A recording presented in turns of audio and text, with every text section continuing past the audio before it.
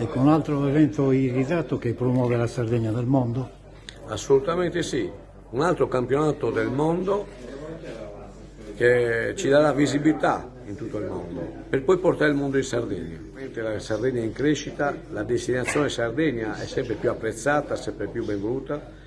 Secondo me già quest'anno sarà un anno record e battiamo il 2019, almeno la tendenza è questa, i numeri sono questi.